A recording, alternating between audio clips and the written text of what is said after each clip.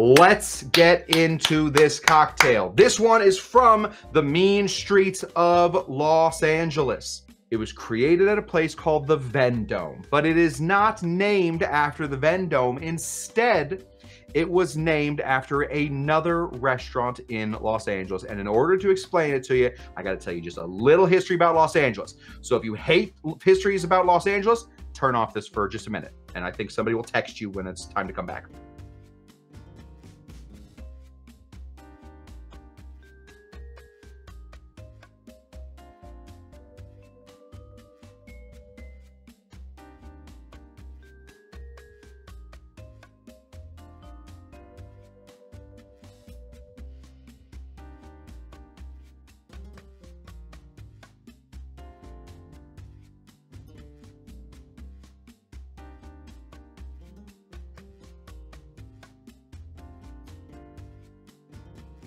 When Los Angeles was starting, we had this really cool thing called the Red Line. You could get onto it as a big train. The train would sort of take you everywhere, and everybody loved it. Oh, the public transportation. Bum, bum, bum, bum, bum. Be still, my beating heart. I love public transportation. But as Los Angeles started to grow, what happens? Well, things like Goodyear.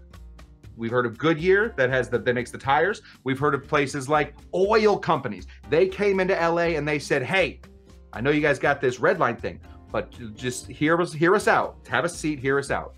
What if us, the guys that make the car tires and us that make the car oil, what if we made a whole land just of places cars could go? All right, we'll call them freeways. Think of the freedom this will have. And because Los Angeles isn't gonna get much bigger than what it is right now, people will always be able to drive on the freeways nice and easy. And the people of Los Angeles said, yep, we'll take two of those. We'll have two of those. We're gonna call it the 5 and the 405. And for a while they worked. Well, now they don't. If you've ever been on the 5 or the 405 or the 101 or the 10 or the 118 or the 134, if you've ever been on the freaking anything, if you've ever been on freaking anything that is a freeway in Los Angeles, it doesn't work. However, when it did work, in order to make restaurants, places that you would want to be, you'd have to be able to see them from the freeways. So things like Bob's Big Boy. We've seen Bob's Big Boy, the big boy that holds up the burger. We've heard of Randy's Donuts. It's got one big donut. You can see that from the freeway. Where's another one? There used to be one called the Brown Derby, and it literally was a restaurant that was shaped like a big brown derby, like a bowler hat. And that's what it looked like. It was just a big building, and you would be driving by. You would not be stuck in traffic at all because back then there weren't any people. You would be driving by and you'd look over and you'd say, oh, hat. Ooh, that hat. That makes me hungry. And I will now pull off to the side of the road and I will eat at that hat. That's how the Brown Derby came to be. Anyway, it was a really kind of big, cool thing. You could see the Brown Derby from all over the place, and people would eat at the Brown Derby because of the cool novelty.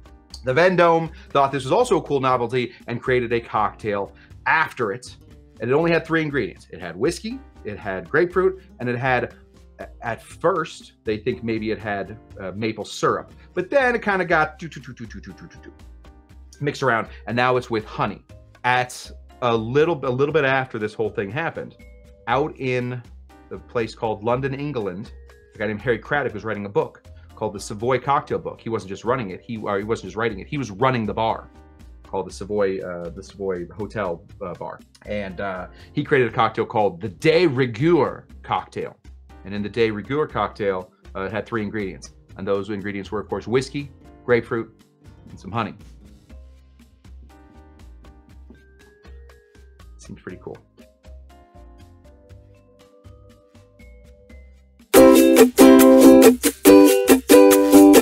Let's get into this cocktail. It is very, very simple. If you ever looked online, if you ever put in this cocktail online, you'll see a bunch of online bartending content creators.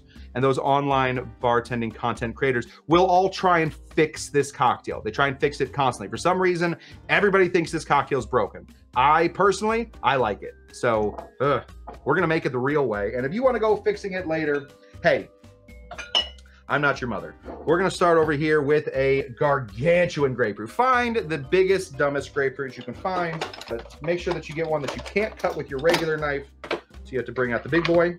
We're just gonna slice it right here in half. And in order to try and keep as much of the seeds out of it, we're gonna put our knife right here. We're gonna squeeze along that way only the juice is really falling down. That's an old chef trick. Squeeze that in. That's about an ounce. Yeah. 1 ounce of grapefruit. We also need some runny honey. 2 parts honey, 1 part water to make runny honey. You don't need a lot. Really, just a pittance. Really. Go ahead and grab ½ ounce of some runny honey. I have a feeling that this is where a lot of people go wrong with this cocktail. 80 proof whiskeys are great if you're going to be sipping on those 80 proof whiskeys. They're great. If you're going to be using whiskey in a cocktail though, let me give you a hint. You want to find something that has a little bit more ness to it. Wild Turkey 101 is a perfect cocktail whiskey. It holds up to all the other ingredients into it. It doesn't end up just tasting like some sort of bland black tea. This is made of a lot of corn. It's going to give you some of that cornness to it because it is not being lost in and amongst the other ingredients. Grab the Wild Turkey 101, and we need 1.5 ounces. Okay, we have all of our ingredients in here. We want to fill this guy up with a bunch of ice, lots and lots of ice. You notice how it goes right over the top. I will continue to preach that. Lots and lots of ice here, everybody. Lots and lots of ice. We want to give this one a nice, hard shake. That grapefruit is a big, strong, bitter flavor. We don't need big, strong, bitter flavors without a lot of watering. We have a high proof whiskey in here, 101 proof, 50.5% alcohol. So you can afford to give this one a big, big shake. Here we go. 1, 2, 3.